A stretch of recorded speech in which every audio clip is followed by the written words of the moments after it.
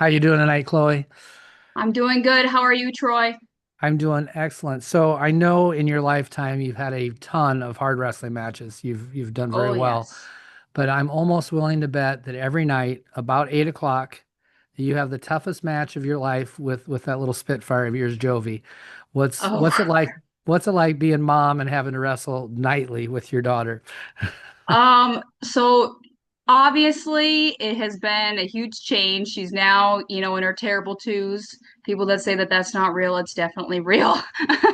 She, she is a Spitfire at night. I guess I've been told that I'm getting payback for what I was like when I was little to my parents. So every night, instantly, when we're getting her ready to go to bed, she's big daddy's girl, so she goes to him instantly. She don't let me get her ready for bed. It has to be him every single time. So when he's not around, it is like a full blown 6 minute overtime wrestling match right away. But once we get her going, it's smooth sailing from there. But yes, I would say that's probably my toughest match. Yeah, I know. I heard that multiple times when we were just a couple weeks ago. We were at a birthday party Yeah. together and heard that many times. Well, this is just payback, just Yes. payback. So, for those that don't know, I'm talking to Chloe Loyd. Chloe was a state champion for PV Pleasant Valley, national champion for Indian Hills. You now the third. This will be your third season at Center Point Urbana CPU. You married a state champion, so I always hear the you married into the wrestling breeding program. Two state champions, mom of two, Jovi and Roz. Yep. How are you? You know, I've already said how you doing tonight, but hmm just you're always busy. So how are things going? Well, there's never a dull moment in my life. That's just part of the wrestling, culture. That's just part of the lifestyle that you get into. And it never really stops. So obviously with me coaching now and Eli's coaching now, my dad's coaching with me. It's a family ordeal for sure. And my mom and my grandma are along for a ride with the kids. The kids come with to the tournaments, they come with to the meets. But we're always on the go, like off season is never really off season. We're always looking ahead. We're always scheduling ahead. We always have off season events going on. This summer we had some girls go to Disney for AU this year. And then we kicked back right up with pre off season open mats at the school. We're kind of kicking those back up now, trying to get some new recruits coming in for this upcoming season. But it's always busy. It never stops. But I don't know what I would do if my life slowed down, honestly. I think I'd be Yeah. bored. No, I agree with you. And you just got a new job working at the school Yes. now. Yep. So I That's just got a secretary position at it's our intermediate school, so we got third, fourth, fifth there. It's a little different than some other school districts, so our elementaries are separated, so it'll allow me to kind of be more flexible with my coaching schedule. that's awesome. I wasn't sure what school you were in, but that'll probably pay dividends down the road because those girls that are in third, fourth, and fifth grade are hmm going to know who Coach Lloyd is. So Yes. they'll be coming around. That's awesome. So you married into another wrestling family, Uh-huh. Eli Lloyd, state champion. Um, Yes. how did that end up happening? Oh, this is my favorite story, Troy. I don't know It's if a you've heard great. it before or not, but so as you know, I wrestled for DC Elite under Dustin Kufal.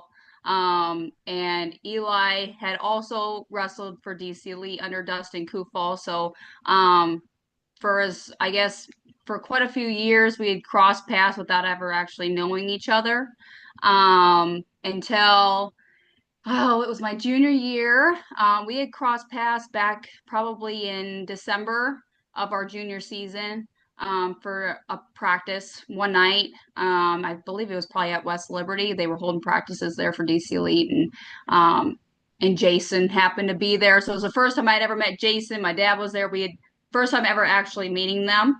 And so just happened to do introductions. Dustin was introducing who Eli was. I think he was running practice that day. Then a couple months later, we're fast forwarding to the end of January, and Jefferson at the time where I was holding an all girls wrestling tournament there. Um, and Jason brought a lot of his girls that he was coaching to that tournament. And lo and behold, he had a lug Eli around with him. So I was at one of the mats, and Eli and one of his friends were, I guess, betting on who was going to come up and talk to me first. And so they happened to stop one of my teammates and asked if I was single, and they told them no, that I was not single. I was, They were but my protecting you. teammates were we were all very close knit. So, Yep. but Eli was the person that came up to me and he chit chatted with me the whole tournament and then left me high and dry at the end. So, me being as stubborn as I am, I wasn't going to take that and went and tracked him down on Facebook. And, we started talking there and exchanged numbers and then figured out like, hey, we've been crossing paths this whole time. And then Kat ended up stopping me at, I think it was uh, at Bettendorf Midwest Shootout, and just stopped me dead in my tracks. She knew who I was, but I hadn't actually met her yet. And Eli and I hadn't been dating quite yet, but I think he had been maybe mentioning me to her, so she knew who I was.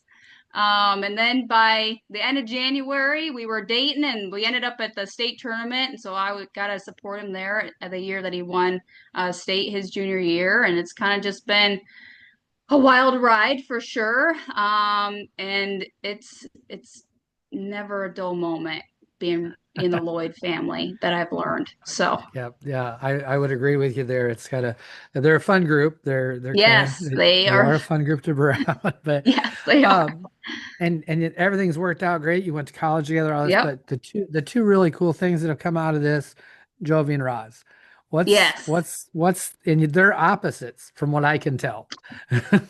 Very much so. So Jovi, she's our 2-year-old. She was born in April of 23, which was the year of the first sanctioned girls state wrestling tournament that year. And so that year I was pregnant and I was coaching my first high school season. And she came into the world already a spitfire right away. And it's been amazing to get to see her kind of grow these last 2 years and just see her personality. If she doesn't wrestle, I think I'm in big trouble because I don't know what I'm going to do with all that ball of energy that she Yeah, has. Um, and then 4 months ago, I welcomed my son back in March. And he is polar opposite. I think he's going to be the calm one, maybe the one that kind of slows her down a little bit, with a secret ball of fire of his own. He's very yeah. much just like content, just sitting wherever, um, but just watches and analyzes everything. And he's just so mesmerized with everything that's going on around him, where Jovi's just like ping, ping, ping all over. So Yeah. they are polar opposites, but definitely I think they mesh well with each other. I'm excited to see, as they get older and can start playing and talking to each other, it's how that's going to play out. But I Well, think they're going to end up being best friends. At least I hope yeah. so. They always tell you to be watch the quiet ones. So Yes. he might actually be the one that's the kind of quiet but causes those behind the scene problems. Oh, So I wouldn't doubt it. I wouldn't doubt it. so being a mom and coach, that's got to present some things that, as male hmm coaches, we don't think about these things, but I'm sure that there's been some different things that have come up, and these are things that are going to happen over and over and over and over again as hmm girls your age start coming into the back into the sport as coaches, Yeah. and as those college girls graduate, or women, I guess, could graduate and have hmm start having families and they're coaching. What are some of the challenges with coaching with children? So obviously like your schedule's always changing. Like I'm always a full-time mom. Obviously that's my full-time job. But I have a passion for coaching and luckily, I like I said, I have the family that's what we do.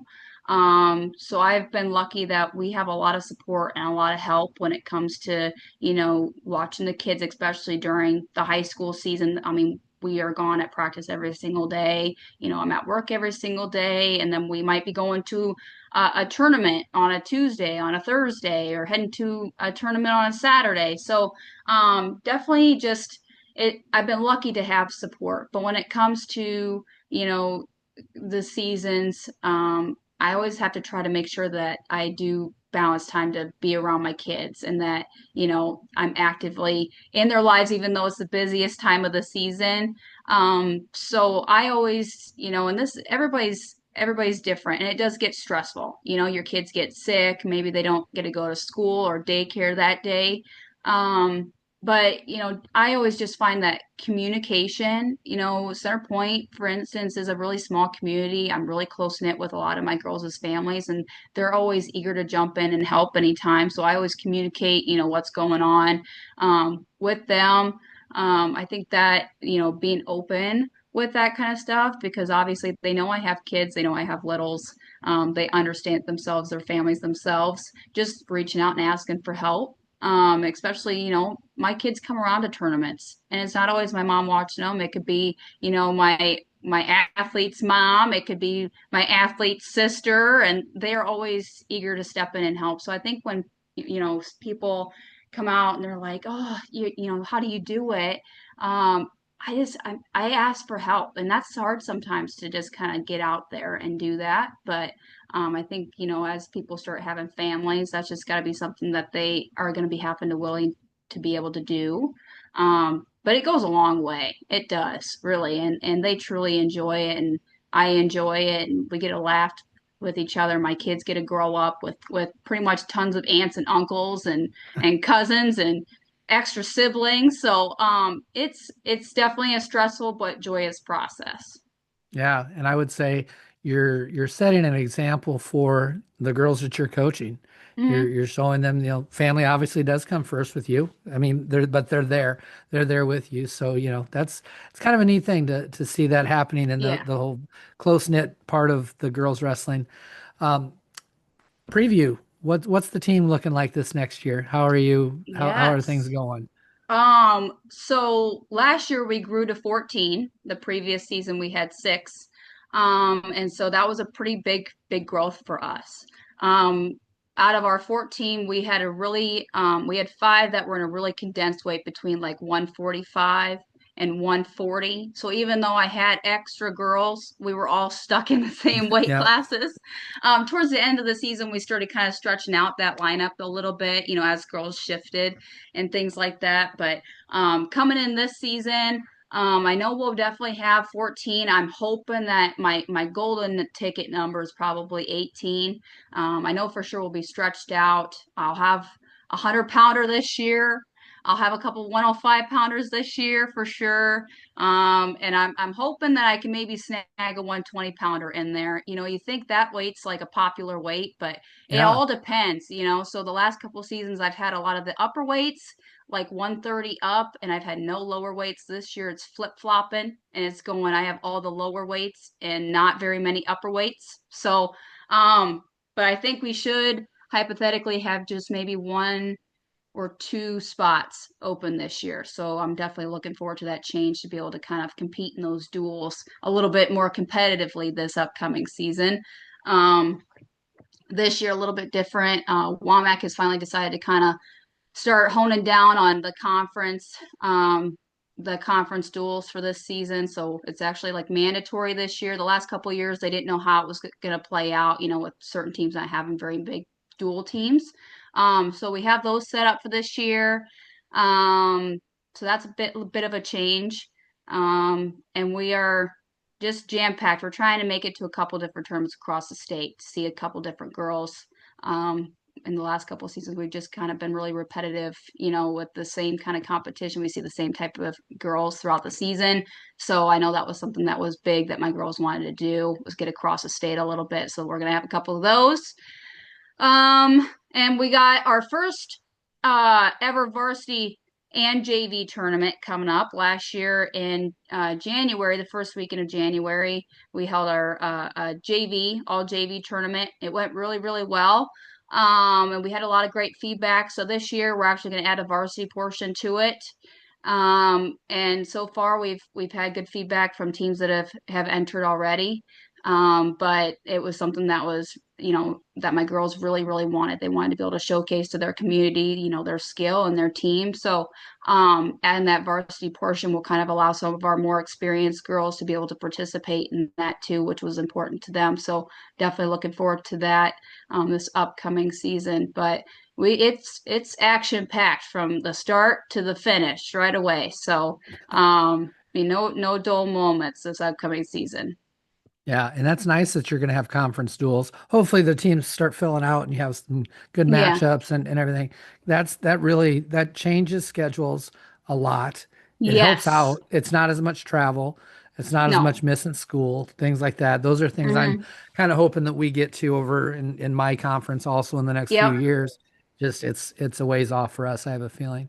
Yeah. Let's let's travel back in time a little ways. I'm gonna Okay. go back to your high school days, but I actually met you. The first time I ran into you would have been at, I don't know if it was Mad at Dreams or Conflict for Charity, which day it was. It was probably the individual tournament, I believe. Yes. I think it was conflict for charity that year. Yeah. Yep. So you were wrestling Keegan, who I coached, and Hmm. that match they somehow screwed up the time to where you Yes. were wrestling like a junior high or elementary school thing, and we had to Time. Yep. restart. Yeah, we had to restart the entire match, and Yes. ever since then I've talked to your mom and dad and you at about every tournament. So Yes. how did you get started wrestling, and then Yeah. how were those old days of wrestling for you? So I got started in what would have been my seventh grade year. And at that time I was going to Vinton Shellsburg Middle School. And so they had said over the intercom, that wrestling season was coming up and they were doing sign-ups for it. I ended up going home that day and saying, Dad, I'm going to sign up for wrestling. We had never talked wrestling before. My younger brothers, had wrestled and stuff like that, but like never before have we ever mentioned myself. And so it was very out of the blue. It took my dad completely by surprise. He kind of was like dumbfounded when I threw that on him in the car one day on the way Uh, home. But from there he was like, "Oh, your mom's not going to let you do that," And so he went home and they had talked and he's like, "Who are we to tell her what she can and can't do, what she can and can't try? That's for her to decide," which I've been blessed to be able to, have them be so supportive from the beginning and just let me, run my own trials with things, right? And so then we had to rush and go get me some shoes and some, knee pads and all that kind of stuff. And I started, I think, 2 days later. It was tough. Middle school, that's just how it is, in middle school. Um, and the boys at that time, I'm gonna be honest, they weren't accepting of it, but my coaches were accepting, and they didn't let, them just run all over and just, be disrespectful. My goal was that I was going to earn their respect and I wasn't in there to just goof around. I was being serious about it. I think that was the first thing that kind of threw them off a little bit. Like, oh, she's, coming into the sport, she's not going to take it seriously, or like, who does she think she is? That kind of thing. But as the season went on, that first tournament came up and it didn't go the way I wanted it. But as I think the next couple tournaments came around, I ended up my first ever match that I won. Then it was like from there it was smooth sailing. They respected me and they seen, hey, this girl's like legit, like she's not just playing around. We were wrong. Um and so that just took off, right? And so then finished out that season. I can't recall how many matches I actually won that season of my seventh grade year. But took off that season. My family ended up moving us to Center Point at the time, which is where I ended up for my eighth grade and freshman season. Came in eighth grade, uh, totally different. I had a lot more skills under my belt. Still, I would say green, right? A lot of those yeah. guys have been wrestling since they were in kindergarten, so coming in at that point, into the sport was it was a little tough to play catch up. But I think that season was a little bit more competitive for me. I was in shape a lot quicker. That's probably was my biggest battle. My first season, my seventh grade year, was because wrestling shape is unlike any other. sports shape. I was a gymnast, I played soccer, I had done softball, and nothing had ever compared to what wrestling shape is. And I tell that to my athletes to this day. Like a lot of them are solid athletes, but they just don't understand until they get into that room. So fast forward to my freshman season at Center Point. I started for them as a 106 pounder there on the varsity lineup. Um, Kind of jumped in and out with a couple different guys every once in a while. That season went, fairly good for me. At that point, it was kind of, 106 is a hit or miss weight class in the Yep. boys realm of things, especially in the 2A sense. So not everywhere we went did we have 106 pounders. So I took every match, for what it was. I was just somebody that was, I don't care, what this guy's record was. I didn't care if they were a state champ, if they were a district champ. I didn't, how much experience they had. I was just always somebody that would toe the line. Like that was just my goal. Um, and I would make little goals for myself, So like my goal is, this guy's a state champ. Okay, I want to make it through the first period. I want to not get pinned. I want to, maybe make it into the second period. Those were all wins for me. I might have not won the match, but if I, succeeded in those goals for myself, that was a win. Um, so end of that season, I went to Tulsa Nationals at the end of my freshman season. Ended up tearing my shoulder, which ended up getting my surgery my freshman season, end of my freshman season, which put me out for the most of my sophomore year. Ended up probably wrestling 3 matches. I ended up having nerve damage in that same shoulder. So Ooh. most of my sophomore season was uh, rehabilitation. I pretty much had to learn how to relift up my arm. It was pretty traumatic injury for me. And obviously with any surgery, you put on a little extra weight that you didn't expect to have. So I think that kind of brings us up to that tournament that I wrestled Keegan King, and I came in at 125 pounds that year. Uh-huh. Or at least that's what the bracket was coming into I think my junior season or beginning of my junior season that year. Um, and that was probably my takeoff year. That was probably the year I was the most healthy. Um, Honestly, out of any of my high school seasons. So that year I wrestled at Jefferson, wrestled 120 for them. Kind of flip flopped in the varsity lineup every once in a while, but 120 is kind of a hard weight to make uh, a varsity lineup spot on a men's team. Yep. But my teammates, we were all very close, very, very close. My coaches, Chad Garber was my coach at the time there, and he coached JV also. And so he was always just somebody that was in my corner when I was there. And I honestly, without support, without like good coaches in your corner, it's hard to be successful and feel successful and have somebody, that's going to keep lifting you up without, coaches that believe in you. And so I've been blessed to have coaches like that in my corner throughout my high school career. That was the year they announced the first IWCOA unsanctioned Yep. girls state tournament at Waverly. So I ended up going and winning that title for Jefferson that year, my junior year. And then met Eli. He got me transferred to Pleasant Valley, and that was a circus in itself, but it was a fun season. I ended up wrestling 113 that season. I felt really, really well. But that past summer, I went to Fargo for the first time and ended up uh, tearing my UCL and had to have a full reconstruction in it. But I decided to hold that off. So the whole senior season, I was wrestling with a completely blown UCL in my elbow. So I always had a Wow. brace on my elbow that people had never seen before. I see them all the time now, but Yeah. nobody had ever seen that brace before. So I'd always get patted down for things. Um, but that season went great. I won. I think that was my most competitive season against boys. I had had a lot of experience with it. I was used to the grind of going out there and wrestling boys because some girls haven't experienced that. They haven't had to, in the last couple of years, and so and it was when you stepped out there, you had to be ready for a full blown grind of a match. You had to be ready for everything, and I'm not gonna lie, there was days where, yeah, my shoulder got torqued or, this hurt and that hurt, but that's just what it was, right? Yep. That's That, what I signed up for. So, yep. um, went to the second IWCOA state tournament for Pleasant Valley, won that year at 113 pounds. Finished off that season, got my elbow fixed, and then COVID hit us.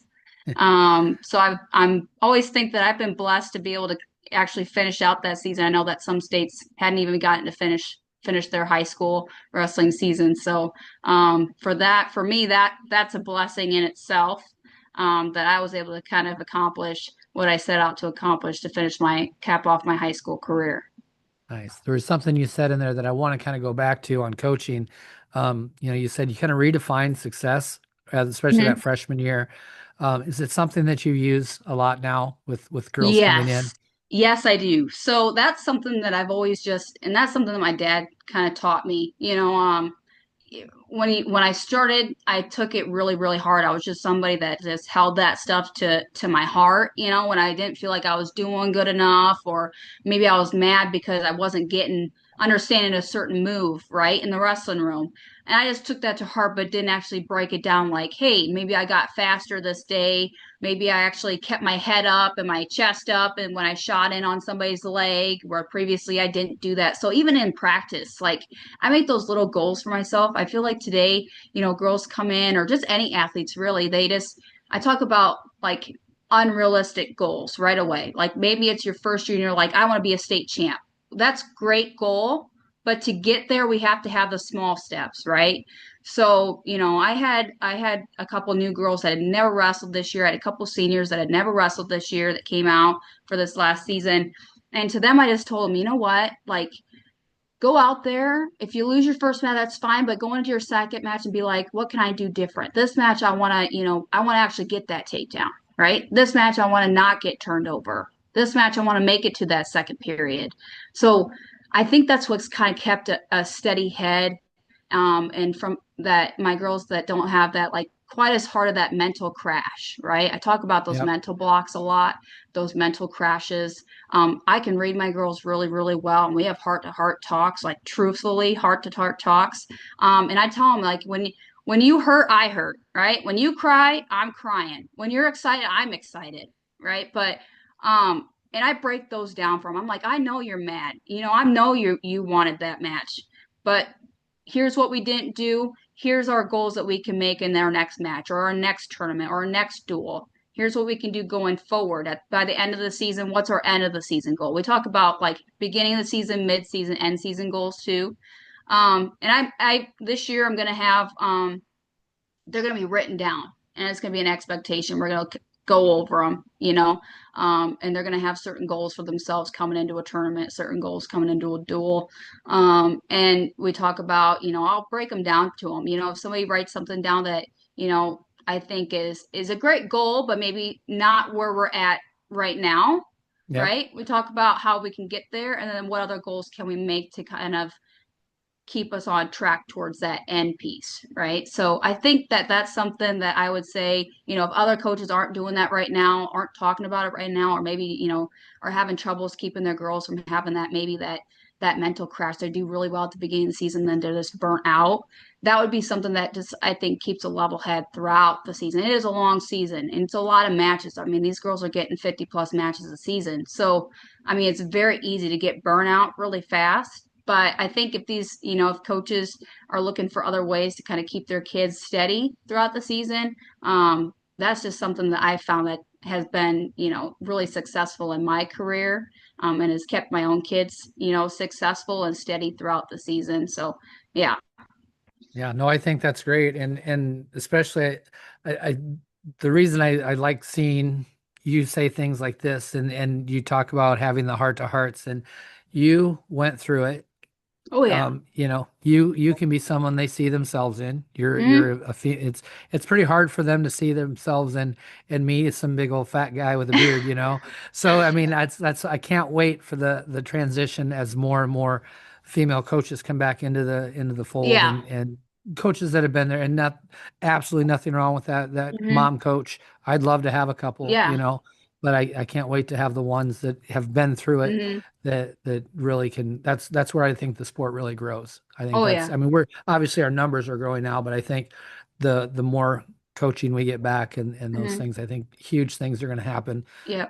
And So. I think just like, it sometimes it can be scary, like to talk to your girls or just you don't know how they're going to react to things. But, I tell my girls from the start, like, I'm not somebody to sugarcoat stuff, like I tell them, like what they're signing up for. It is a whole different ball game. So when they come in, like that's the expectation. So, throughout the season, if anything's ever said, I'll be like, have I ever told you that this was going to be easy? Right? Have I ever told you that this was going to be just like a smooth sailing, that there wasn't going to be bumps in the road? You won't ever catch me saying that ever. And so right away when they come in or I have my meet and greet with them, I'm very like blunt but honest. And I think they Mhm. appreciate that because then they're not like thrown into it or they don't know what to expect. It's very like plain and simple, just like fine line. Like I just tell them how it is. Like this is a sport, this is what we're about. Here's, and any sport injuries can happen, right? I think that's something that parents kind of put off on a sideline, but when you really break it down for them, you'd be like, okay, well, this can happen in volleyball. This can happen in basketball. Anything can happen. It's just that your daughter's just out there by herself, wrestling one on one with somebody rather than having a whole team of people and an injury happen. Right. Yeah. So, Actually, yeah. I saw a stat not that long ago, and it's actually it was surprising, but I guess it's there are more injuries in competitive cheerleading than there are in wrestling. You know what? Coming from being a gymnast and a cheerleader, I don't doubt that one bit. Yep. I don't doubt it. No. So keep your kids out of cheerleading and get them in wrestling. Cheerleading's an evil, evil sport. So no, yeah, awesome. Yeah, great coaching stuff from you. Yeah. Um, you got recruited out of high school. We'll kind of going back into the high school mode here, Yep. but you and Eli probably kind of a package deal. Yes. Both you went to Indian Hills. What was the recruiting process like for you guys? So at that time it was a little bit more competitive for Eli than it was for me. There's just more people knocking on the boys' doors than there was on the girls' doors at that point. Just with there wasn't nearly the amount of girls' colleges, or spread throughout all the different levels that there is now. I mean, we've been Mhm. blessed to have pretty much girls wrestling throughout all levels of college at this point, in just the short 5 years that I've been out of high school. So I believe one day, Eli, he was always getting calls. And from the get-go, I always told him, you got to do what you want to do. But he'd always be like, hey, like he'd always ask, what college's plans were for girls wrestling, right? He was always looking out for me. And I appreciated that and it kind of helped because, I know we wanted to kind of stick with at least close by or same program. And so, Cole Spree called him one day. I think I was in physical therapy and I come out and I'm like, who the heck are you talking to? And he was all excited about this guy calling him. And so I didn't know who he was talking to until he hung up the phone. But he started talking about this guy named Cole Spree, and he's going to Indian Hills Community College, and they don't have a program, but they're building a program, and what their goals are. And he was right away was like, I know you're dating Chloe, and I want both of you, right? I want Iowa wrestlers to come to our program. And so I think that he just really spoke to Eli in a way that other coaches just kind of didn't.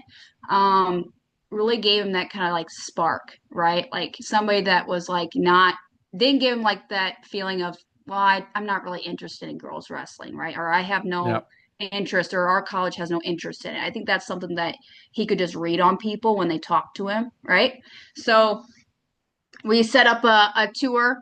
They didn't have the room; they just had the blueprint at the time. Yeah. And if you know Centerville, Centerville is a very, very teeny tiny town. Yep. The actual main campus of Indian Hills is in Ottumwa. So originally we thought it was that campus. Lo and behold, it was not. It was in Centerville. So we're driving through the hills, like way deep down into south of Iowa, and we hadn't ever been down there. Eli, he grew up in Bettendorf, like Hmm. city. I've been pretty much on the outskirts of Cedar Rapids, but close enough where, I know what small town is and I know what the city is. So we drive down there and we see this like these little kind of like pods. They almost look like trailers, right? And that's where the classrooms were. And then we see this like barn, and then the barn is where the lunchroom was. But Cole, when he walked us to the campus, he's like, here's our vision, right? They are all in, like they want wrestling. Like Centerville was known for wrestling, so like they Yeah. want to continue that tradition. And they wanted, they had this goal of being the best JUCO college wrestling program in the nation. And so, with a vision and a picture of what we were supposed to see when we arrived there, he just had, it was just something about him, right? Just his whole like enthusiasm, the school's enthusiasm, the excitement from like, the athletic director there. So we just had this like fuzzy feeling, right? We didn't know what to expect until we got there, and then COVID hit. So it was kind of a little bit different on like, is it going to be finished in time? That kind of thing. Um, but a couple weeks later, we signed on for Indian Hills. We were the first ever signees for Indian Hills Community College at that time. And from there, we just, we kept talking about the program, about Cole.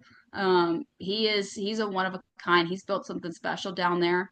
It shows for itself. The girls they've been national champs the last 5 years in a row, and the boys just won their first national championship this year. That school is about wrestling. That staff is about wrestling, and we've been, it was a great time that I had down there. Being able to jump into the freestyle realm of things. It was definitely a big transition compared to what I think it is now when girls go and they wrestle in college. There's a lot more opportunities for freestyle stuff, just these short 5 years later than there was when I was in high school. It just wasn't Yeah. something that was really, I mean, Fargo wasn't nearly as big, right, for the girls' side of things. Like, I think the team that I went with, I think we had like maybe 20 girls, if that. Maybe. And Yeah. now I see these massive girls teams, coming from Iowa, going to Fargo in just a short 5 years. So I'm like, I think the transition, it was hard on me to transition to freestyle. I had just that one junior season, and then I didn't get to go my senior season to Fargo because of COVID. But I don't regret it at all. I think any girl that, is just even interested in it, it doesn't hurt to dip your toes into it. And if you like it, you like it. If you don't, you don't. But you never know until you try it. So yeah. You think that 2-year option is a great way to go? I mean, Iowa's done great in Indian Yes. Hills, Iowa Western, Hawkeye, Iowa Central, Nyack. I might be missing There's a one. lot of them. And Yeah. those are all 2-year Yeah. colleges. So like 6 or 7 of them in the state of Iowa that hmm have women's wrestling now. So what do you think about the 2-year? So for me, like I preach 2 year to my girls. I know there's a lot of like I don't like to use the word stigma, but there is about JUCO going JUCO. This kid's going JUCO, right? Um, but those JUCO girls, they are competitive and they hold their own at the tournaments that when they go up against D1 or NAIA or other NCAA programs, they have the same amount of talent. They just Mhm. took a different road and they transfer into those 4 year programs and compete just the same. You have the same depth of experience and just like raw talent of wrestlers in JUCO that you do in the other divisions. And I think that's something that people don't really understand because I'm going to tell you, like, I wrestled some freaking hard people in JUCO. Like, Yeah. it was not no like walk in the park. Like, these were girls that like lived and breathed wrestling. Like, that's what they did. It wasn't like you walk into JUCO and I think people expect, well, that's easy, or because it's, just a 2 year, but that it doesn't just because it's a 2 year doesn't mean that the talent is any different, right? Um, so for me, financial wise, it was the better path. And for 2 years, I got to see if I liked wrestling and freestyle or not. It was a good kind of like stepping stone for me to kind of, like I said, get my toes wet in the realm of college wrestling, right? Also, like it allows kids to get their grades up. Maybe they don't have the best grades to get into a 4-year college program and they can't get those scholarships that they want. But going to JUCO, I was an honor roll student for the 2 years that I was there. So like my grades were stellar. I had never had grades like that ever. I wouldn't have gotten into other colleges with the grades that I had coming in out of high school. Um, and that's just being realistic. So when I graduated from Indian Hills, I had those grades and those test scores, and I had those extra, honor roll. Um, I was on the National Honor Society, so I got access to more funds and grants and scholarships to get me into those 4-year programs when I wanted to transfer, or if I wanted to transfer, that was an option for me. But I also already had a degree under my belt. I think that girls Yeah. don't see that. Like in 4 years, you'll get one degree, but in 4 years, you could have had two, right? You Yeah. could have had at least your associates, which would have gotten your feet wet if you wanted to have a little higher paying job or had extra opportunities with that one degree, and then got on to your four-year degree, right? And I tell my girls that a lot.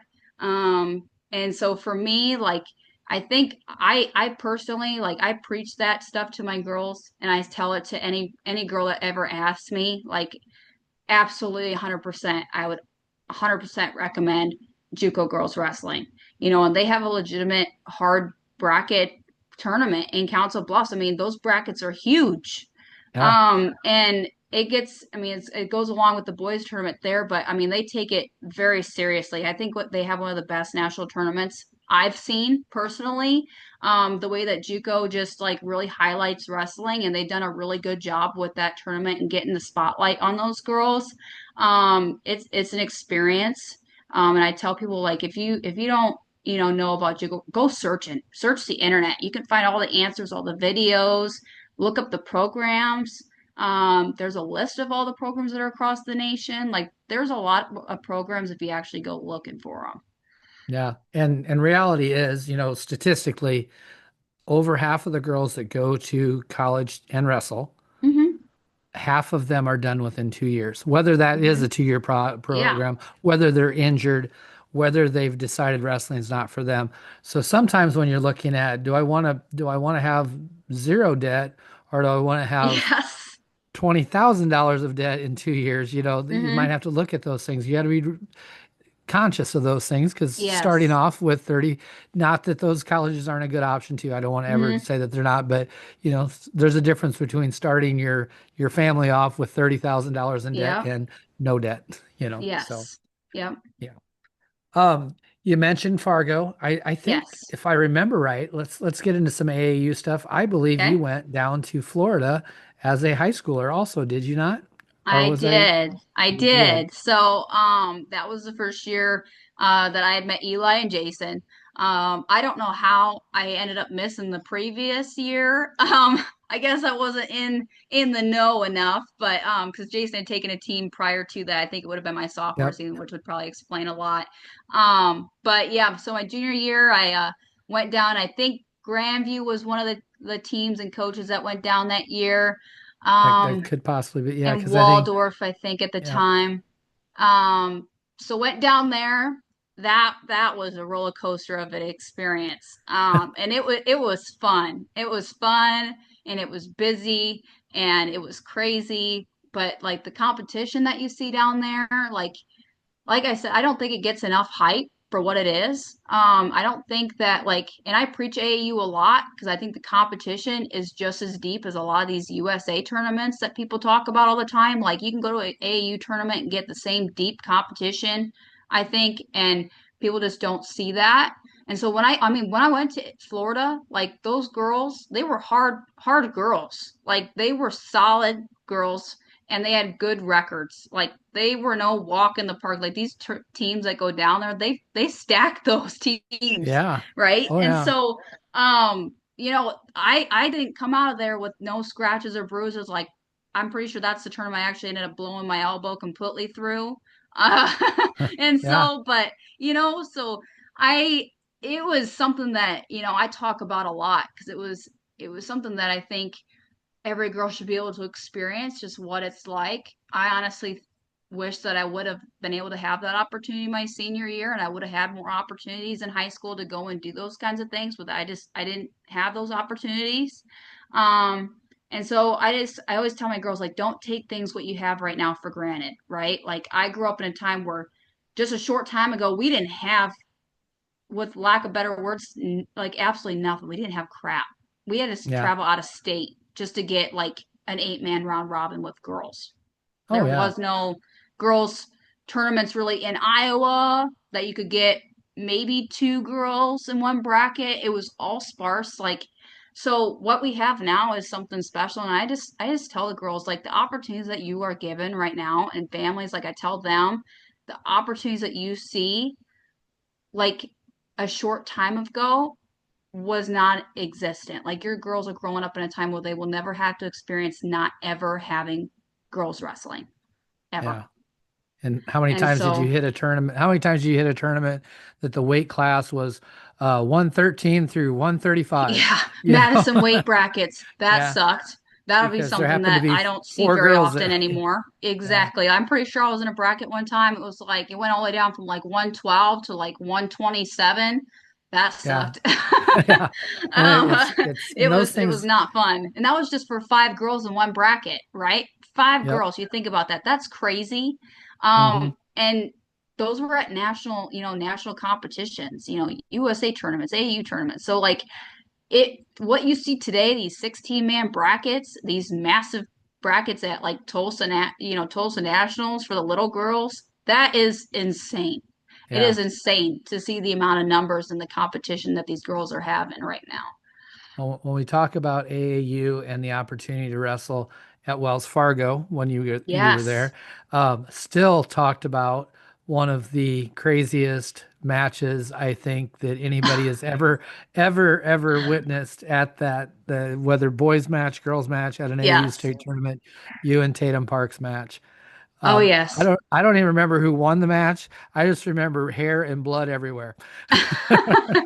So I came into that tournament. It was, I had been sick that whole week. Like, I don't think I had practiced that whole week. So like all my other matches, I was dragging the whole time. I'm pretty sure my dad was looking at me like, what the heck are you doing? Like, Uh-huh. you do not look right. But I ended up wrestling, I think 112 at that tournament. I think I walked into weigh-ins. I was like 2 pounds, maybe 3 pounds over because I hadn't had any practice. So I was busting tail, running until the very end of weigh-ins, and made it down there. But next day, I don't even know if I could feel my arms half the time. I was just a limp noodle, just trying to get through those matches until the very end.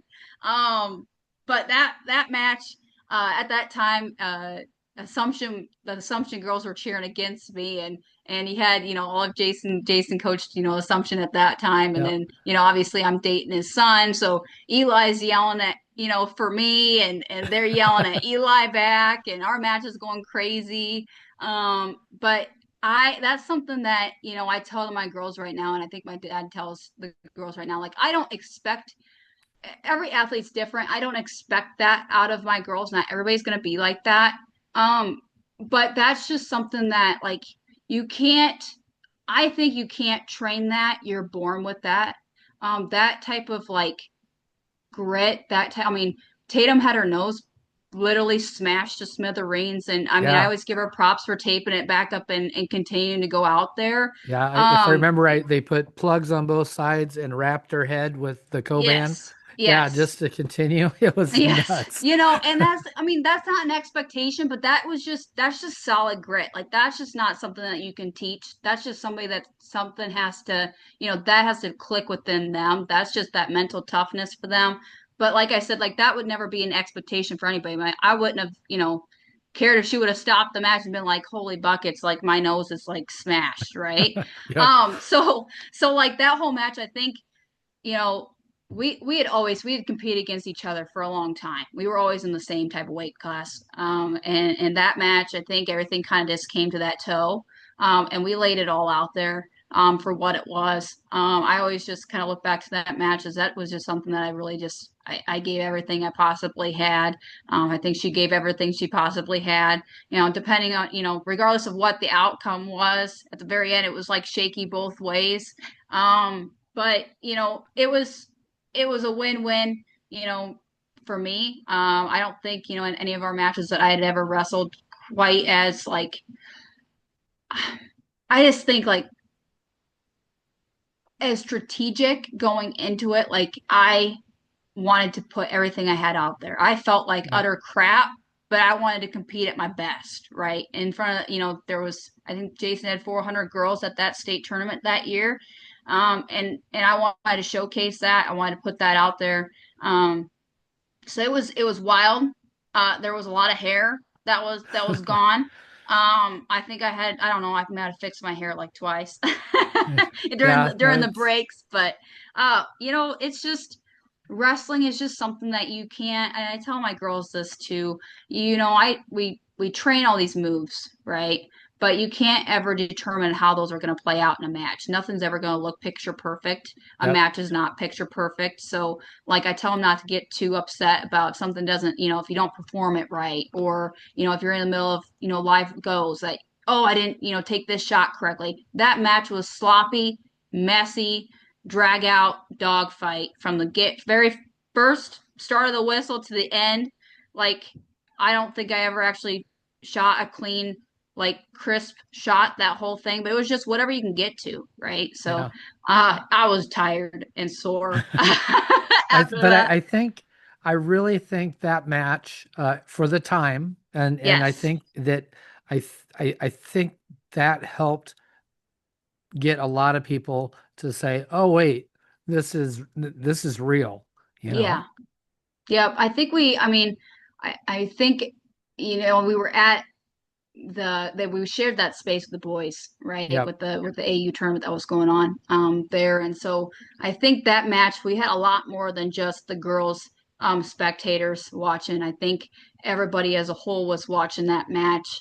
It was exciting, it was loud. I just remember that like my coach Dustin, his voice is like you can't miss it.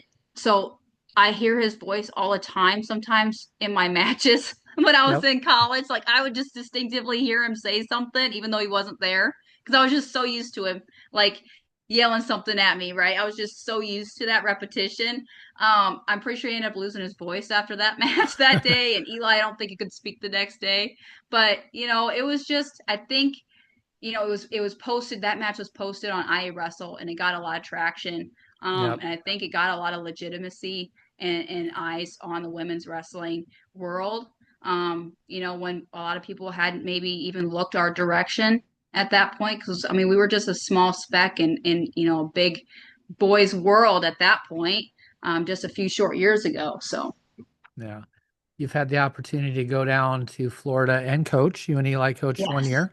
That was it was fun watching you two as very very young coaches at the time. yes. And now we're looking forward to when you can come back and coach for us.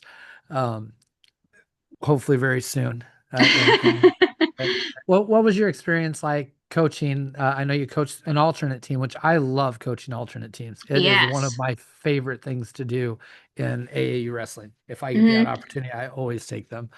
Yeah. So I think like, and I had first had that opportunity at Twin Rivers prior to going down there to Florida. And that was kind of my first step into the really major like AU coaching side of things. And so got my toes dipped in the water there. And at that point, like if anybody's ever seen me coach matches, I'm very eccentric. I'm very loud, and I don't like sitting in my chair very often. Which I might have gotten in trouble for a couple times. But I like to tell my girls, like, I'm your eyes and ears, right? If you don't see something, like, I'm going to make sure you either hear me or see me showing you it on the sidelines. And so, I like to make those connections with those girls, and their lifetime connections. I'll always be cheering for them in their corner, whether they, remember me or not, or I'm just, a small blimp in their career. But I like to track those girls that I've coached, which led me down to Florida that year. Now, if you've ever seen me and Eli coach together, which you have, on the sideline of that, we don't agree all the time on things. We see things Uh-huh. very differently. I can't And imagine. so we even in the matches, like I would yell something and he would be like, "No, don't yell that." And I'd be like, "Oh, be quiet." Like it's very like yes. So it's kind of theatrical. The kids that we had that year were having a blast picking on us the whole time, and trying to decide who was right and who was wrong. And usually they sided with me. I was always their favorite. Um, but it was, I had girls from different states in Florida that I had on my alternate teams. Yep. I had a girl that was deaf. I'd never coached a deaf athlete before. That was a whole new experience for me. But I got to experience something new, right? You always experience something different every time you coach a kid, right? You never know what they're going to throw at you. Um, and so I'm always on my toes, especially when I'm coaching new girls. Like I don't know, what their bread and butter move is. I try to learn, I try to ask questions, but like I said, like if they're coming from different states, if they're coming from different clubs, they're going to be taught things a lot differently. And so I try Yep. to keep an open mind, especially when coaching on those national teams, with, what I think may look right or what they've been taught, that kind of thing. But most importantly, like I'm just their advocate, right? I like to have fun with them. I like to, make those connections, make them feel like comfortable with me because they've never seen me before if they hadn't, and just make their experience, worth their while they're down there. We didn't have a full lineup when I went and coached the alternate team in Florida. So every match, it was like I kind of told the girls like we were already going to be losing our duels. We didn't have all the lineups, right? So every match is that's our goal is to win as many of those matches. And for me, that if we won the majority, then that's a win in my book, right? We might have just Yep. given up the rest of the points, but to me, we won that duel because we won the majority of those matches that we competed against. So, like I said, like those small goals that I talk about, I do those for my dual teams too. Especially for my alternate teams, we talk about small goals as a team, small goals, going in, out for each individual. And they really, stick to that. That's just been something that I've seen that has worked in my coaching career. I'm always trying to grow and learn off of other coaches too. But I think that's just been something that I've been able to share along the way. When people ask me, what's it like, or I've never coached before, or what's this experience like, I just kind of try to give them different feedback, right? That I've experienced, and I try to get feedback back from other coaches as well. Yeah, no, those kids, I love coaching those alternate teams, especially you get somebody from out of state and the first duel Yes. they're quiet because they don't know anybody, and by the end of that couple days, if it's Twin Rivers 2 days, if it's Florida 3 days, and Hmm. it's like they've been teammates the entire time, and Yes. you get a you I there was a young lady that I don't know if you met her this year because you were with Jovi and stuff a lot. Yeah. But there was a girl from Florida that was on the alternate team 2 years in a Okay. row now. And she actually Oh, reached out. okay. She actually reached out to me and said, "Hey, my high school's making a boys team, but we don't have enough girls. Hmm. Can I just be on your team again?" And so your dad got a coach her this Yeah. year. So that's cool. That But was yeah. it's neat that they feel like they're part of, she went out to eat with us and weighed in and all that stuff with Hmm. us. So, felt like she's part of Team Iowa. Hmm. Those are special things I think about Yeah. that we get to do, because we're kind of developing people. Yeah. AAU is more of a develop. I look at things like AAU develops people. USA, Hmm. you're going to take the top people and go to Fargo. Yep. That's your job. But Yeah. ours is to make sure that next year that there's more girls on the high school mats and Hmm. things like that. So, Yep. well, let's get to know Chloe just a little bit better as a person. I got some fun questions, Okay. some wrestling questions, some not wrestling questions. Okay. Um, I know you have pets because I know one of them was Yes. just missing yesterday. Yes. So, but came back, so that's good. Yes, But she did. She did. if you could have any pet in the world, what would you have? Oh. Um, you know what? I've always had a passion for horses. I used to have one. I got my dad to buy me one once, and I had her for a short time. We boarded her in a boarding facility just right down the road. Um, but that didn't last long, and so then. I probably would want another horse at some point. My daughter loves horses. I don't know if you've seen my Facebook post today, but she was on a horse with Eli Yep. today at the Farmers Yep. Appreciation Festival that we were having here in Center Point. So if I had to pick, I'd probably have another horse. I don't know where I'd put it, but at some So point, so so Eli's gonna have to buy his little girl a horse too, huh? yes, I told Eli that, and I told my dad, Grandpa. I said, Grandpa, "Oh, your you grandpa's gonna have to buy Jovi a horse, and you're gonna have to get her one." He's like, shut up, Chloe. Yes. Um, favorite pair of wrestling shoes you've ever worn? Okay, so my favorite pair, and you'll never find them. If you do, you're gonna pay a pretty penny, and they're never in my size. Would probably be the Asics International Lights, the Oh, Glacier yeah. edition. I don't know if you've ever seen, but in a lot of my high school, probably since my sophomore year, I won a pair, and Jefferson, they had given me a pair because I had the most fundraising money that year. I should have bought two because that after that they went pretty much extinct. They stopped making them. Uh-huh. And being that I have smaller feet and they were boys' sizes, you couldn't get a size 7 to save your life anywhere. So Uh-huh. I've cherished those shoes. I'm pretty sure they have no tread on them whatsoever. They're very slick now, but and my girls They're make fun of just me when they're broken like, in. "Yes." I'm like, "Don't make fun of me. These are like my golden shoes." So they might not be like the best for grip, but they are the most comfortable and they're my favorites. So yeah. Nice. I'm a shoe person. Do you have Yes. do you have a favorite pair of kicks to throw on when you're just out and about everyday life? Oh, I'll probably a good pair of Hokas. I like to make sure my feet feel comfortable. I don't like to wear hard shoes or uncomfortable shoes. So usually if I'm going to like tournaments or just like walking around in everyday life, I try to wear a pair of Hokas. Hoka I've switched slides, over. Hoka tennis shoes. Yep, I got a couple pair of Hokas myself. I really like them. Yep. They are good. Let's get into food because food is a wrestler's favorite subject Oh. ever. What's a post weigh-in food for you? What'd you eat?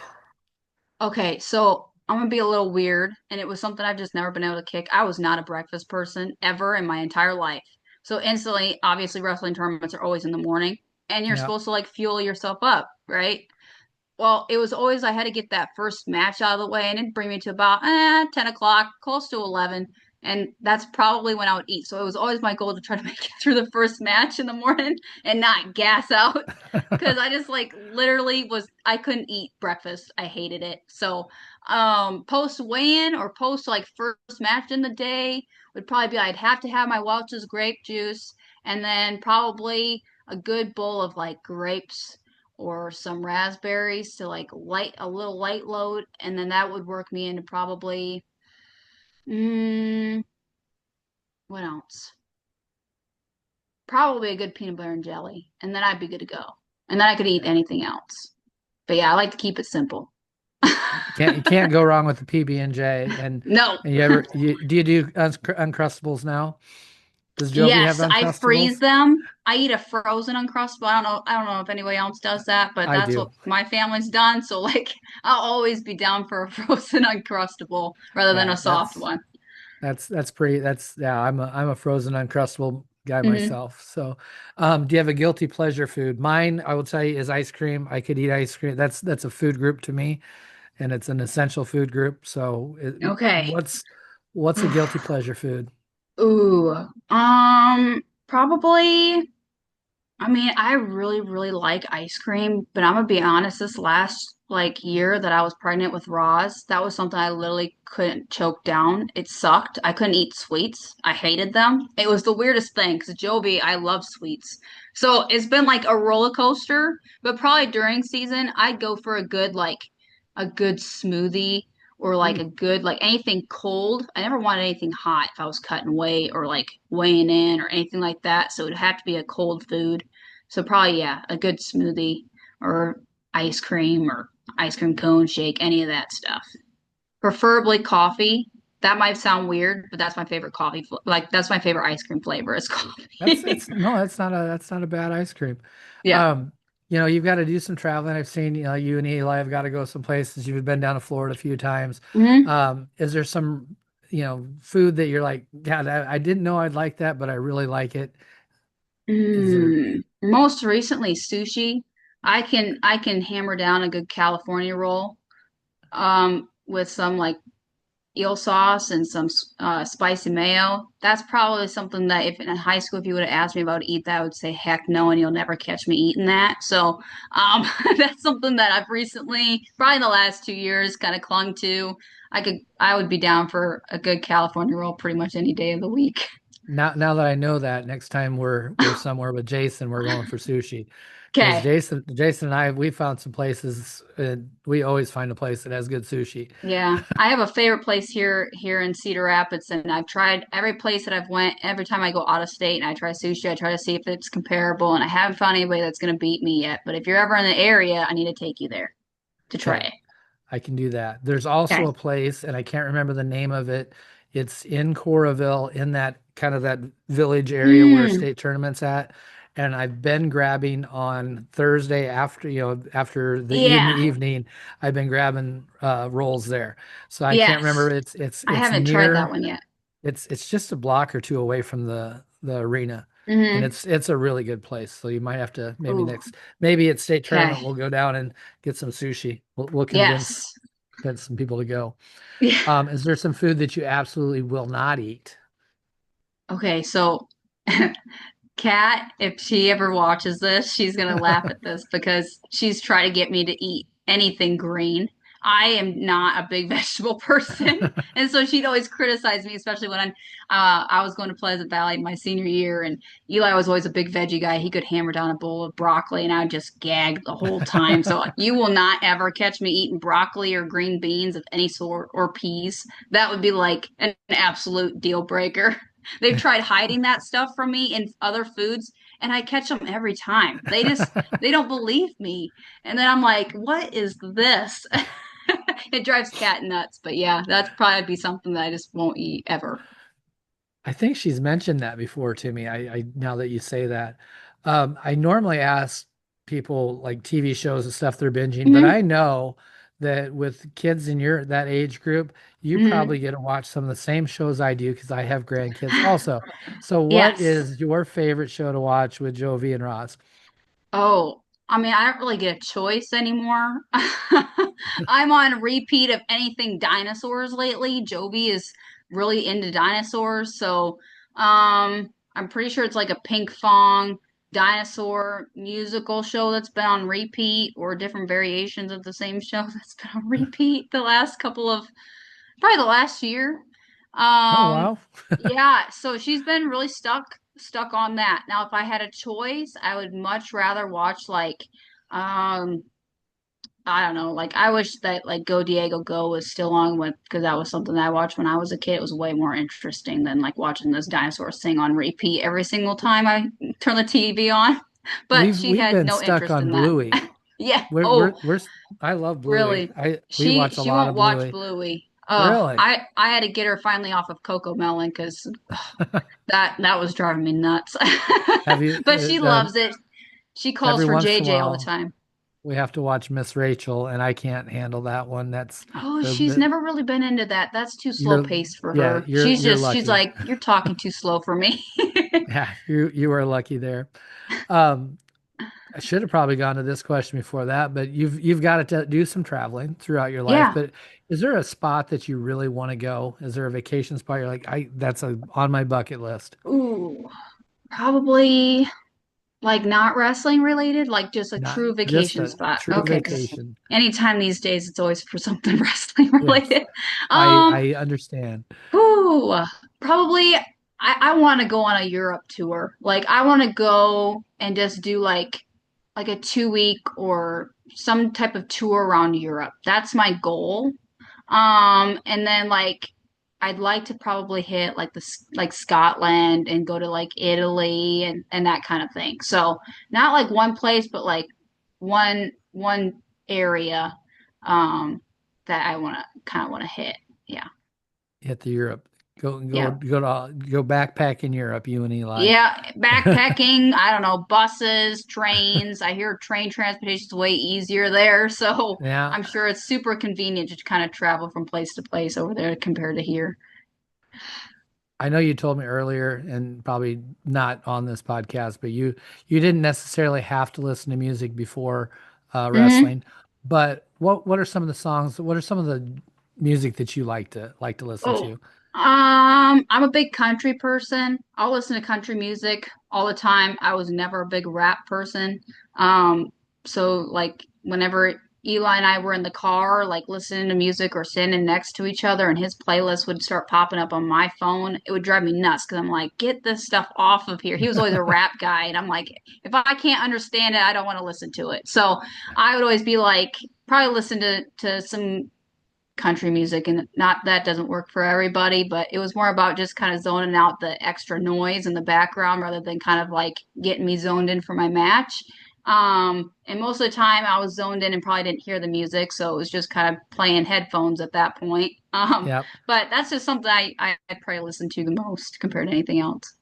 How about in the wrestling room? I know for myself, anytime and the Hmm. girls refer to my music as Grandpa Rock now. Oh, So we don't get to listen to my playlist very often. So yes. what's played in the CPU wrestling room? Oh, honestly, I'm not even familiar with what's played in the CPU wrestling room. I the girls have their own playlists, and sometimes I have to kind of check them on a few things. I'm like, skip it, skip Yep. it. You never know what they're gonna have pop up on their playlist these days, but I um, hear you there. I'm like, and I never know what the songs are either. I'm pretty sure it's whatever's like local in the whole like pop century world of music going on with whatever they listen to in high school nowadays. But it's always ever changing. They come up with something new all the time. They're like, "Oh, Chloe, like listen to this. Did you hear this?" And I'm like, "No, do I want Yep. to hear it?" So That's yeah, very similar. I think that's where we're at in the yep. coaching realm is they don't want to listen to what we want to listen to, and we don't want to listen to what they want to listen to. No, and I'm like, you know what? At this point, as long as it keeps them like still going with practice and staying on task, I'm okay. That's what I would rather have, unless, if I had them listen to what I wanted to listen to, they probably would like end up not paying Yep. attention. Yep. So when we're talking about music, and a lot of times Yeah. I'm using that as that pre-match, but did you have a pre-match ritual?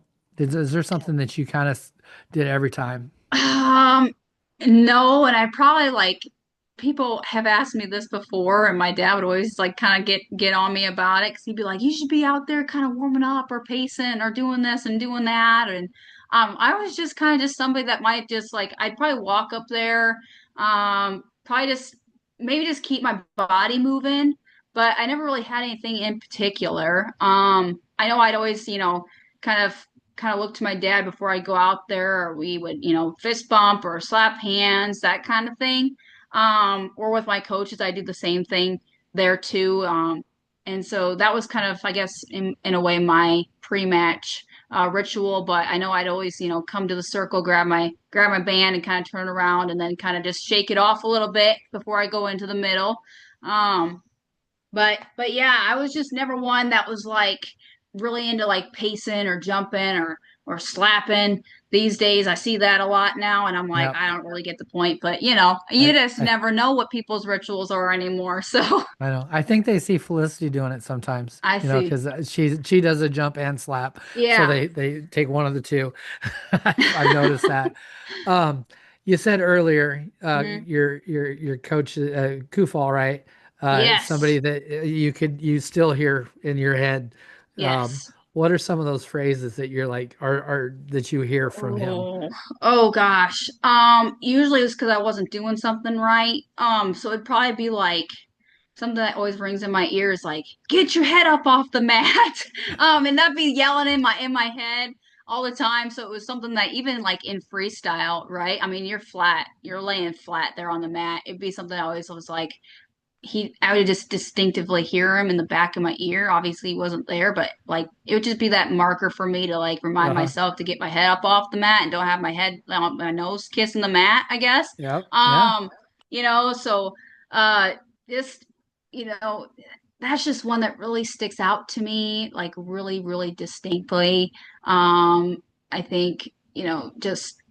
his voice just carries. So it's not ever just like one comment. I'm sure Eli would have a lot more. He had a lot more time with a longer, span of years than I ended up having. But that was just something that really stuck with me. I tell my girls that all the time, when they're out there, and that's something that they said that they hear a lot when I'm like yelling at them to get their head up off the mat or keep their chest up, that kind of thing. That was probably another one, keep my chest up, my head up, and stay moving. Stay moving. If I got stationary, he would always yell Hmm. at me to keep my feet moving, stay moving, push the pace. Push the pace was a lot. I'd probably hear that one a lot. So I don't know. His voice is just carried with me. And to this day, like especially when I'm like in a match, right? Well, like I'm coaching matches, but like I'm actively like moving, right, with my girls. Uh-huh. And so like I'll like hear things and I'm watching it play out and then I'll end up yelling that of like what I distinctively am like watching play out. Yep. So yeah. What's your favorite position wrestling wise? Are you a neutral bottom top person? What's your place? Ooh, so probably top was my go-to. Um, Neutral and then bottom. Um, Never really, I mean, bottom, I was really good at defending on bottom. I was really flexible, so I didn't get like turning me was kind of hard. And so that was just something I would always go to. Like if I was in a pickle of a match and I knew like I was up and I had choice, I'd probably end up picking bottom because I knew I could probably hold it off there a lot better than like going on top or going neutral on somebody. So, but go to would probably be top. I liked riding legs a lot. I liked breaking girls down a lot. So that probably my go to. So leg rider, and Yes. what's your go-to? What are you teaching now for pinning combination? Oh, What's the team's go-to now? okay. So when I my coaching style is a little different. And maybe you might be able to kind of, put some pointers into, but like for my girls, for instance, like if I teach something, I always try to modify it for everybody's in particular style, right? And Hmm. size too. So like, like somebody that's wrestling like 170, their riding legs is not going to look the same as somebody that's like wrestling 100 pounds, for instance, Yeah. right? So I show it very just like generic what it's going to look like, but then I walk around each individual and kind of just adjust it or show them just a little bit, a couple different tweaks that might just work better for them. And that's helped kind of keep them on pace with that because some of them would be like, I can't do that or I can't understand that, right? And so that's when we talk about like breaking it down. How can we make it a little bit different? It's not going to look, super set in stone. So probably this year we're going to implement a little bit more legs. Last year, we kind of tried it towards the end. It wasn't something that we really worked on a lot, but girls have strong hips. So if we can Yeah. get, if we can get legs, that's something that I think is really powerful. Just I try to tell the girls like we got to use our parts of the body that are strong. We can't just rely on our arms. Our arms are not going to be nearly as strong as a girl's legs, right? Our hip pressure is very strong. Hmm. So breakdowns wise, I'm trying to teach them to kind of flow into different things, not be so, stuck on I'm going to keep chopping. I'm going to keep chopping. I'm going to keep chopping, right? I want to Yep. keep them moving and break them down. So, really big on turns on top. But I'm trying to make sure that they have girls broken down first before they get too trigger happy and go trying Yep. to roll somebody over and end up missing an opportunity, right? Yeah. So, The next thing you know, um, that they're getting rolled through because they got too high on exactly, something. Yep. exactly. Yes. Teaching Yep. them kind of be body aware. You just got to know where your legs are and where your upper body is and where your weight distribution is. So teaching those just little things too has kind of helped. So just as a whole, I try to kind of break down moves into that. Like I teach, their body awareness and I teach, where their weight distribution needs to be. So rather than just like showing a move, I also walk through the process of what it's supposed to feel like, right? How my body's supposed to move, where my hips are supposed to be, and so that's something that we're going to really work on, especially with a lot of the littler girls coming in. It's going to look a Hmm. little bit different since I've been working with a little bit more of the upper weights. So we're going to switch some stuff up this year. Yeah. Yeah, we started legs last year too, and the ones that have embraced it have done very Hmm. well with it. Yes. And the more I actually it was, and you say you working with different size girls today. I had an open Hmm. mat. I had two girls show up. It was a Saturday morning, so I didn't figure it was going to be a lot of girls showing up anyway. But one was the 145 and one was the 115. So it was an Yes. interesting one. The 145 happens to be a super tall, thin girl, Hmm. lean and super tall, like, and the Yeah. other one is about, I'm not very tall. The other one comes up to Hmm. about my shoulder. So Yeah. it was quite a contrast in coaching today, Yes. but it was good Yes. for them because they got different things. But yeah, it's Yeah. it's definitely hard to do everything individualized. Oh yeah. Uh, Fun question for you. If Okay. you were a superhero now, what's your superpower? Ooh. Probably to like teleport somewhere, anywhere I want. So I don't have to like Okay. sit there and like do things for hours on end and sit and drive somewhere or fly somewhere. I can just like snap of a finger to like teleport anywhere in the world. That's probably That's what I'd like to do most. Yeah, Yeah, make I my life a like whole that. lot easier. That would make everybody's life a whole lot easier. We should figure that out. Um, let's just say you got a promotion to the head of the NFHS and you get to decide a wrestling rule or change Oh, something, change a wrestling rule. What do you think you'd do? oh, okay. So I'd probably add push out rule to I like wrestling. that. Yep. Um, Either that or just flat out change to like modified wrestling. I think that like for me personally, I like that happy medium. It gave me a little bit of experience going into freestyle, but like still stuck true to like the folk style roots, right? Hmm. But it just like for me, if I seen that, I feel like it kind of prepare my girls a little bit better, especially to be more mat aware too of their surroundings. And I think it would make those matches be a little bit more, pushing that pace. They had to stay moving, they had to stay vigilant, kind of thing. So, if anything that I could change, that would probably be if at minimum I'd like to add a push out rule. Yeah, I really think that would be a great addition. Matches would speed up, Mhm. people circle in, we'd wrestle in the middle and not on the edge. Yes. So it makes that stall call. There's no stall call, then you just call, Yep. it's just the point. You don't have to worry about that. Hmm. Um, you're kind of at that point where, you've been through all of this. Now you're coaching, but I don't know how to ask this question maybe for you is different than asking it for a high school girl. I usually ask them, is there somebody that you look up to and aspire to be? Hmm. Like, I mean, there's so many good world team members right now. Oh yeah. Is there people that you recommend like your girls watch? Mm.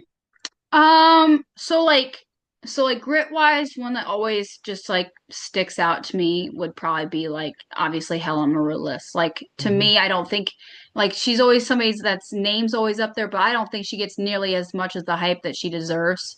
She just has been somebody that just keeps coming back, right? She's had some brutal injuries.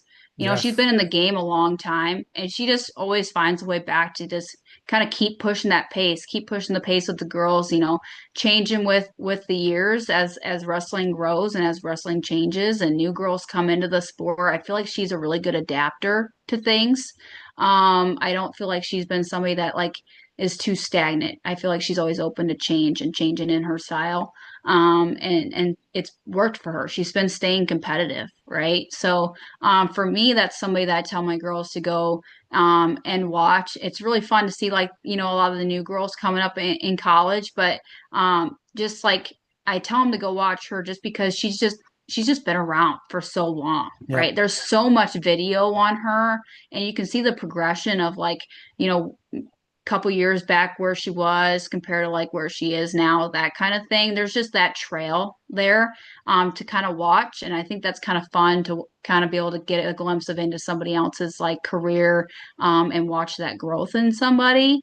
Because we just don't, even with the new college girls now, you just don't quite get that depth, as it's getting more traction now compared to what it did.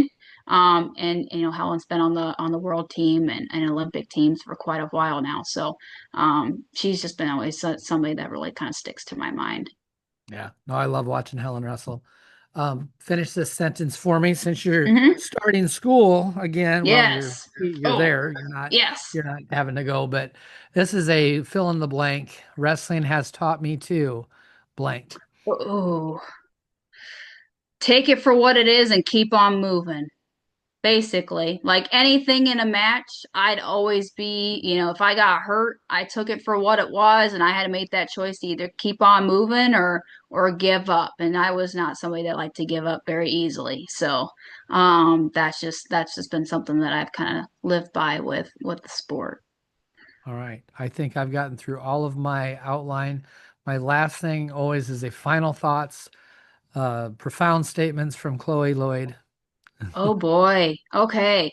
I would just say like to the girls coming into the sport, or maybe for the girls that are on edge or the girls that don't know if they even want to continue into college, don't ever be afraid to keep, trying new things, right? Don't ever be afraid to get your feet wet in a couple different things. I always tell people to branch out, go experience different clubs, right? Go experience different coaching styles. Everybody's wrestling journey is different. Take chances.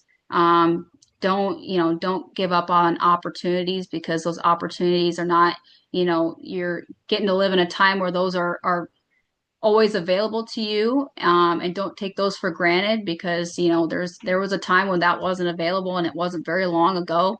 And so growing up now, just take those, and take as many of them as you can because high school goes fast, your college career goes fast, anything can change in a flip of a switch. I've been one that has experienced that for myself.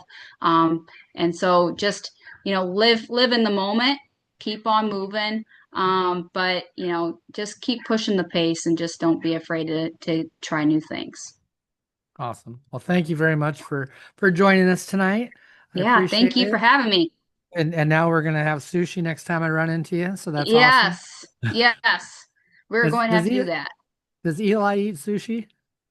Eli eats sushi, but he also grosses me out because he'll eat like raw things or squid, for Well, instance, and I'm just, ugh, yeah. gross.